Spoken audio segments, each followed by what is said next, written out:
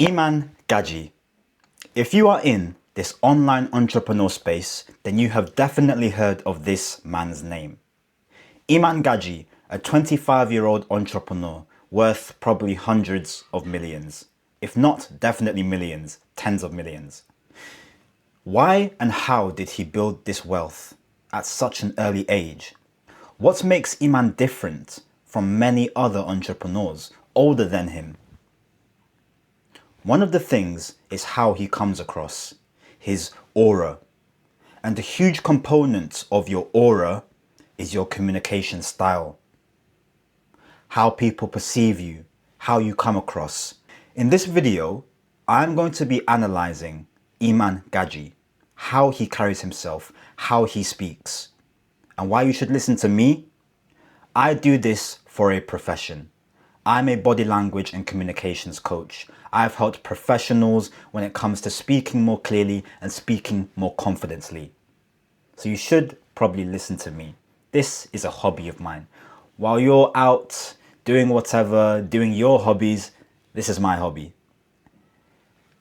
Let's get started. But before we do, if yourself, you are somebody who would like to speak with more competence, with more clarity and more confidence, then hit the link in the description and me or my team will reach out to see if we can work with you. As well, I have said that Iman Gadzhi is a great communicator. That separates him from others. But I'm not going to be glazing. If I see something he could improve, I will definitely say it. Without further ado, let's get started. How do you plan to build an empire and win in 2025? A lot of entrepreneurs are not made to make millions a month. They don't have what it takes. Like, for example, I have a really, really high stress tolerance, really high. Whereas if someone else was in my position, they would fall apart. The reality is you're going to piss people off no matter what you do. So you may as well know who you're targeting. And every hero becomes a villain. And then once you're a villain for long enough, they want to see you become a hero again. First thing straight off that I've seen from this podcast clip and also the B-roll clips, he uses his hands a lot. Iman would not be the same entrepreneur if he spoke like this, with his hands behind his back or his hands under the table. When Iman is describing something, he uses his hands to demonstrate and to bring the audience in. This is a common trait of not just entrepreneurs, but CEOs, of politicians, of presidents. They know that at heart, adults are big children. And to keep people, children, adults engaged, you need to be moving things so the eyes don't get bored, so they have something to keep track of. And the hands act as a wonderful tool for that. And that's also why I'm not emotional about these things. So with my investments, I am super aggressive. And if I can't be aggressive, I'm not going to take the deal. If I'm not getting ridiculous terms, I don't take the deal. If you had to be remembered for one word, what would that be? I always say this, like, if info businesses had value, I genuinely believe I'd be a billionaire by now. Because all I do is make money in info and invest in info businesses. I don't know if you know this, but there's a guy in there that does 1.4 billion a year with a B. Are you proud of yourself? I guess the simple answer is yes, but Part of building any empire, there's always going to be like an opposing force. Someone that's going to try to overthrow you at times, especially when you buy their domain and change your domain. So how do you plan to... Imagine being able to build an app with your name on it, just by thinking about it. Meet Base 44. build an empire and win, especially with WAP in 2025? Well, you have to focus. Listen, when it comes to WAP specifically, obviously, listen, in any company you speak to, even in my businesses, everyone is sort of optimized for different things. When it comes to WAP specifically, the thing I'm optimized for the most is payments. Like for me, I want to build the best payment infrastructure of any. Few things from this, both good and both bad. Let me clear my throat. I'll start off with the good. Pausing. Iman does not feel a rush to answer. Iman knows that in this situation, he holds the answers. Why? Because he simply was asked a question. So he has the right to take his time to answer. You can also see and win, especially with WAP in 2025? Well, you have to focus. Listen, when it comes to WAP specifically, obviously. Pause. When it comes to WAP specifically, thinking. That also shows that he is taking time to answer, meaning the host and the audience know that whatever is going to come from his mouth has been thought out. It's not a quick, off-the-cuff, reflex answer. He's really thinking about this. That is the good. Couple of bad things that I would suggest we have to focus. he improve. Listen, when it comes to WAP specifically, obviously. So yes, he did take time to pause. However, you can see a lot of people do this, and I just did it. We start a sentence, we then think of something else, and we cut that sentence off we originally started to go with a new sentence. Does that make sense? If you rewind the video, you can see I did it. An example of this is, one thing about fences is that so when it's raining, sometimes it goes, so did you see what I did? I started a point, I then thought of a better point, and then I cut myself off. This shows, number one, you weren't ready. Shows number two, the answer you thought out wasn't the best. Because why? You thought of a better one. Two tips to do this. Number one, pause for longer. Take more time to think about your answer. A second tip, finish your first point and then move on to the next. Even if you know the second point is better, it's better to finish the first point and then move on to the next one. This shows you have thought out your answer, and the first thing you say is always valuable. There is no need to cut yourself off. Listen, in any company you speak to, even in my businesses, everyone is sort of optimized for different things. When it comes to WAP specifically, the thing I'm optimized for the most is payments. Like for me, I want to build the best payment infrastructure of any company out there, because for me, that's like short-term how we win. Another thing to improve on, Iman, a lot of likes, a lot of filler words.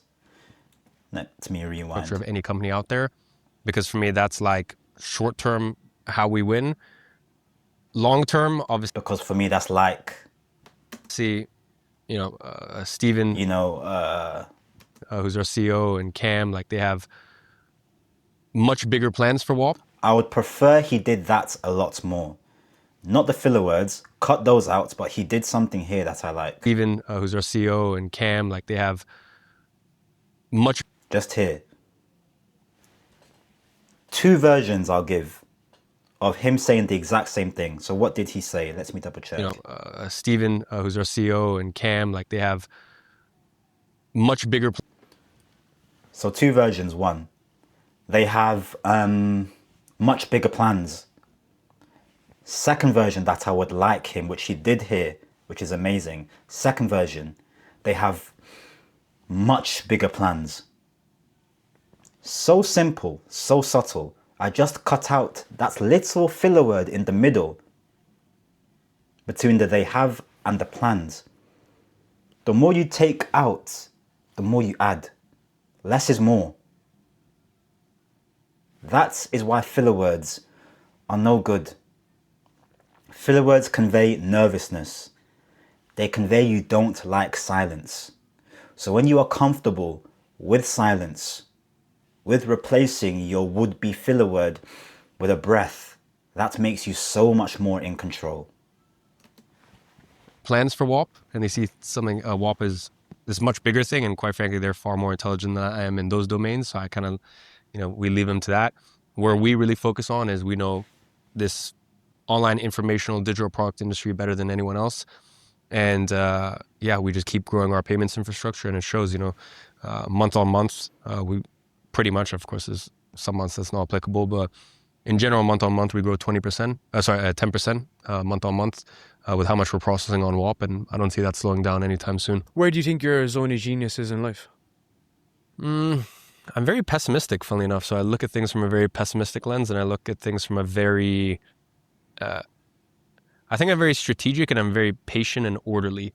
So, for example, let's say we have this ultimate goal of hitting this thing. I'm like, okay, cool. Let's bring that down. I really, really like Iman's hand gestures. He really uses his hands. Let's say we have a goal of this thing.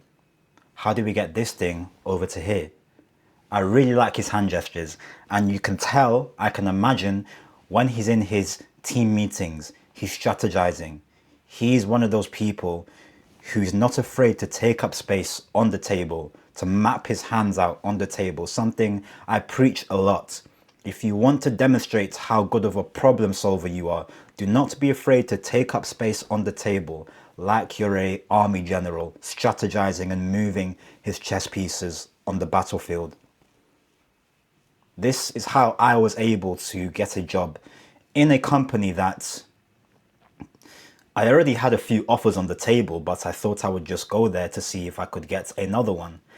And I did, because one of the biggest things I did is I used my hands a lot in that interview. I made it an effort to map out problems on the table, and they really not just liked it, but they understood.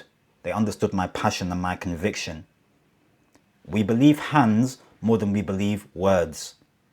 If I was to say the number 2, but put my hands with a number 3, 2. There's 2 things you should do. You will believe my hands more than my mouth, which is why hands are so important to use. What do we need to accomplish in the meanwhile to get to that place? And I said, I'm very pessimistic with things. So I like asking my team all the time, what am I not seeing here? Like with this thing, with this initiative or this thing that we're trying to do, what am I not seeing? And I'm always thinking worst case scenario, because if it goes better, then it goes better, but I always prepare for worst case. How do you prepare a team for that if you're looking at it from the angle of what could go wrong? Like, how do you change that viewpoint? Well, I think there's certain people in the company you shouldn't burden with that. So for example, anyone that's creative, I think in general, don't try to burden. There's certain people in the company. One thing that's that I just picked up on. You shouldn't burden with that. So for example, to increase and to improve Iman's aura, let's say, if he cut out the words before he said something, that would increase his personal brand and how people feel him and find him so much more. Let me give you an example. Anyone that's creative, I think in general, don't try to burden them with what could go wrong. There's certain people who, like, for example, me and I'll speak at least at this company, I can even with what could go wrong. There's certain people who, for example, anyone that's creative, I think in general, don't. I think there's certain people in the company you shouldn't burden with that. So, for example, anyone that's. Yes. So he said, I think there's certain people in the company you shouldn't burden with that. And then he says, what did he say? Sorry. Creative, I think in general, don't try to burden them with what could go wrong. There's certain people who, like, for example, me. There you go. Like, for example, like, don't cut out the like, for example, like, just say what you wanted to say and then just say it. Say, I think there's certain people you shouldn't burden with things in the company. And then make your point straight away. There's no need, for example, there's no need for like. It's like you're storytelling. You are storytelling. And in stories, you don't hear those words. You don't hear, for example. When have you ever heard, for example, like in a story? Stories are meant to flow. And every time you speak, you are telling stories. Say your point, give your point. Cut out the middle words in between. That would increase his aura very, very much. I'll speak at least at this company. I can even introduce. You'll be here tomorrow, right? Yeah. Some of it tomorrow. I'll introduce you. You'll meet my COO, for example, in my eyewear business, Liz. She's German. Like, actually, I've said this before, but I actually mean it. Like, I try to hire German COOs. She is like, her and Max are the same, right? And that's literally all my businesses. I try to hire someone who's basically the stressor, I call them. Max, all the Max does is think, how could things go wrong? And think worst case scenario. Okay, what if we forgot this thing? What if we didn't get this thing? What if the upload fails here? What if the 2 things. 3 things. When this video gets to 5 minutes in the podcast, I'm going to cut it. That should take us to about 20 minutes. I can analyze this whole video. We'll be here for the whole day, I promise you.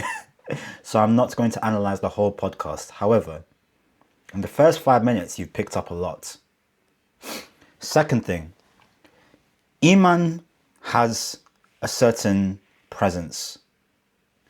The way he sits, even his hand gestures, although at some point he definitely could improve his speech and how he makes his sentences. One thing that I cannot fault, however, is his presence, his body language. You can see when he sits down, he's got his legs crossed over the other, he's relaxed, he's not tight. It's like he's doing this and this is normal for him. And people like that. When you can make something feel effortless, people like that. People are drawn to that energy. And Iman does that a lot. Listen, Iman has built, as you can see, $100 million empire. And he talks about it like he does it in his sleep. People like that. Because you're not trying too hard. You're not reserving so much energy for your purpose. That's the wrong way of putting things. You're not trying to do too much to impress people is a better way of saying it. You're simply just being. And when Iman sits with his legs crossed over, his shoulders back, his tone is very calm as well. I rarely hear Iman with emotion, with strain in his voice. His tone is very reserved, it's very level-headed. And that adds to his personal brand. Third thing about his tone, this is specific to his tone. He rarely ends his sentences with what I just did then. Confident people go down towards the end of their sentence. Confident people would say, this is how we are doing things. This is how we are doing things. Unconfident people would say, this is how we are doing things. I rarely hear Iman do what is called the question inflection. That is going up towards the end of your sentence. He usually ends his sentences with either a neutral tone or a downward tone. A slight downward tone. What if this partner of ours cuts our contract with them? Like, all they do all day is basically sit in stress. And there should be people in your company that are the stressors and are always thinking worst case scenario. Now, there's certain people in your company, let's say, for example, for this business, Luis can't sit there and constantly think worst case scenario, because then he's not going to have that flow through of genius to do what he needs to do on the marketing side. So I think there's certain people in the company where their job, quite frankly, is to worry, stress, and just always think worst case scenario. But at the same time, you're able to shine a light on like what is the upside for them, because that's the reality you created, right? I know you've talked about reality transurfing before. It was the first book you read. You were 14. Not first book, but it was a... One thing that is very, very important to add. When you think of communication, what do you think of? Speaking? Most people do. Listening? Less people do. Even less people think of your style, of your appearance. Iman's personal brand is built around this old money, fresh, fly, reserved, expensive, quiet, luxury clothing. And this adds into his brand. Everything about you, you communicate to others. Your style, your voice,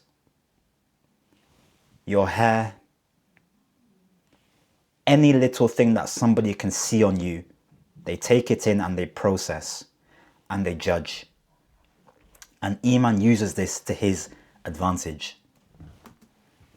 One of the first ones. How do you like adapt that reality though into like the day to day? Well, I think, listen, as I said, everyone lives a different reality, and I also understand that each person is different. So what I mean by that is everyone has a different stress tolerance.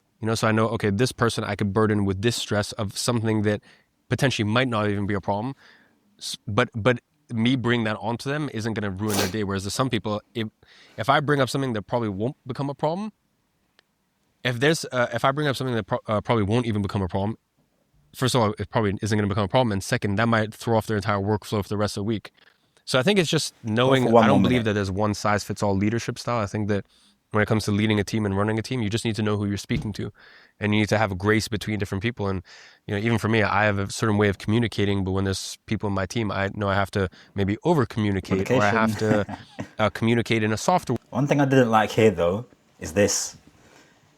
I don't like this hand position. It's very shy and timid. When he's grasping the mic and playing with the mic a bit, and it's a bit in like a child. When he goes back to his normal stance, there you go. That's much better.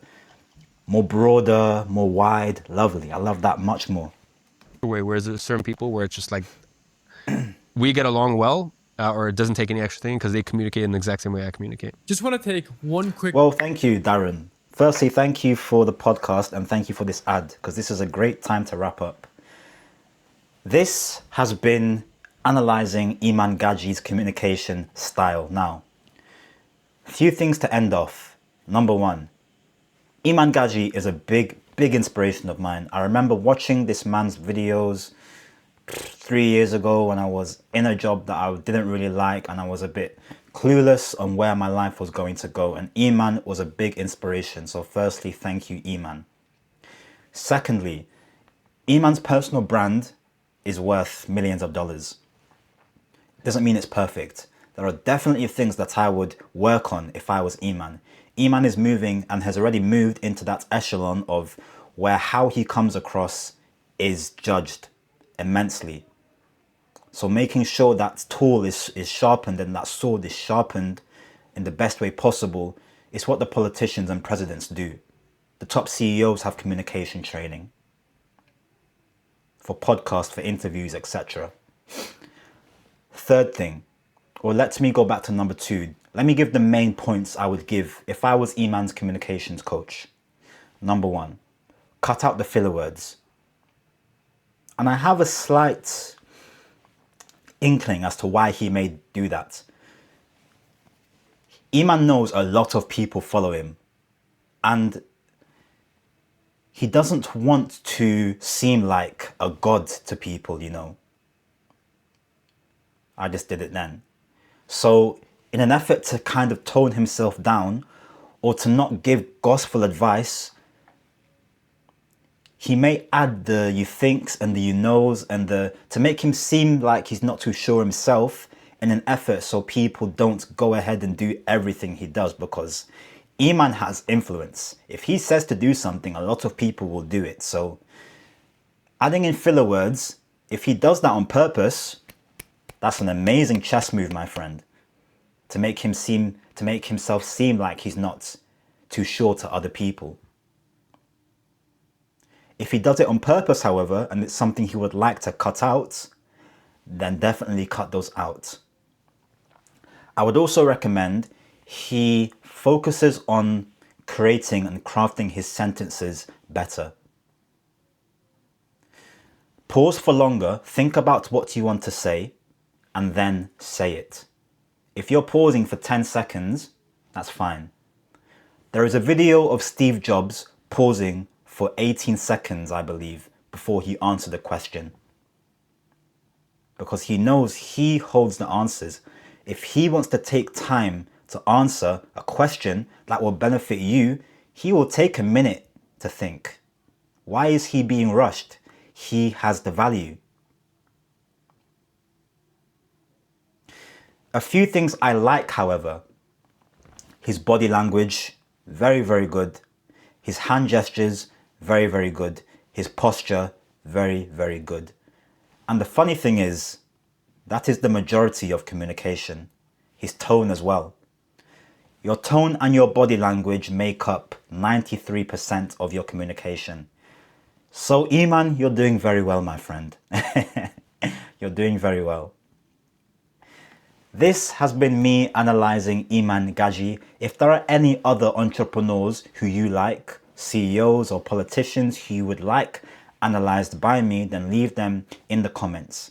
And if you would like to improve your communication style to communicate like $100 million CEO, then click the link in the description and me or my team will reach out to you. Thank you for watching.